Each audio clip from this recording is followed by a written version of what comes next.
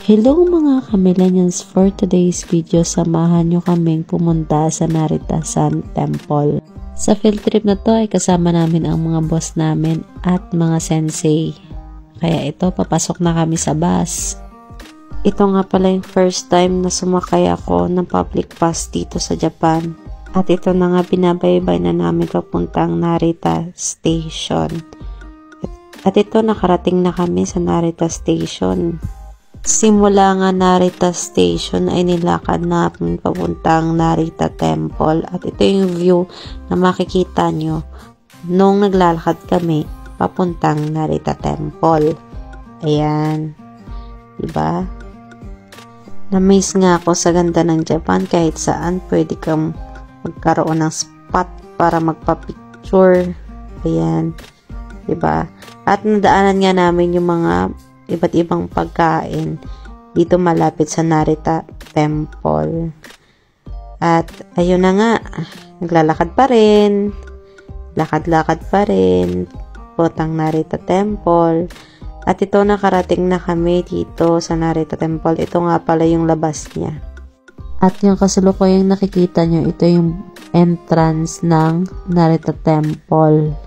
Yan, ang ganda, diba? At bago ka nga pumunta dun sa taas ay kailangan mong maghugas ng magkabilang kamay. Ito yung ginagawa nilang ritual para daw ma-cleanse ang iyong soul. At pagkatapos mong maghugas ng magkabilang kamay, kailangan mo pa siyang iinumin kunwari, tapos igaganyan mo siya at itataob. Ayan. At pagkatapos ng umakyat na hagdan, ito na naman ang makikita mong view. Ayan. Ayan. Katapos nun, umakyat kami ulit. At ito naman yung another ritual nila. Kailangan mong magpausok. Yan, para daw ma-cleanse ka rin. Ayan, nilalakhap ko nga lahat para ma-cleanse ako. Yes, at ito na. Naglakad-lakad kami. Ito na naman yung view na makikita mo. Ayan. Ito yung Narita Temple.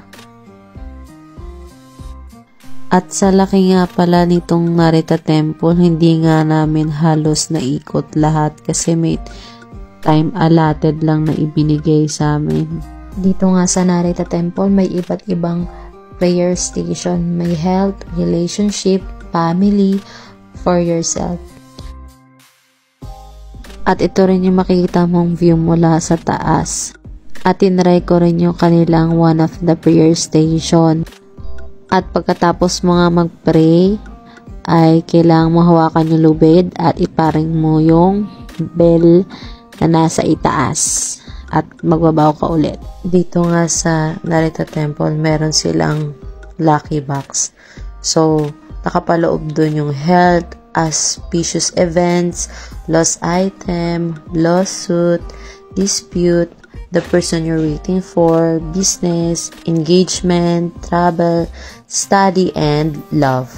At sa akin nakapaloob ay maganda, you have a bright prospect, it is the time to work hard to realize your wishes. So, ayan na yun. So, ayan yung itsura niya. Makikita nyo. Ayan. Good. At pagkatapos nun, bumaba na kami mula sa itaas at nasaksihan namin itong kanilang ritual. Ito daw yung ginagawang ritual ng mga unang panahon.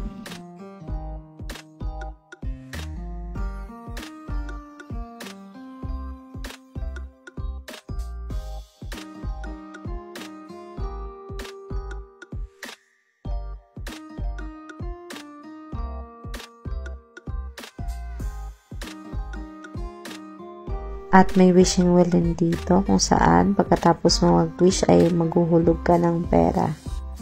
At pagkatapos nun, dumaan na kami sa mga souvenir shop dito malapit sa Narita Temple. At dito ko na tinatapos ang video na to sa susunod na kabanata. Thank you for watching. Arigatou gozaimasu!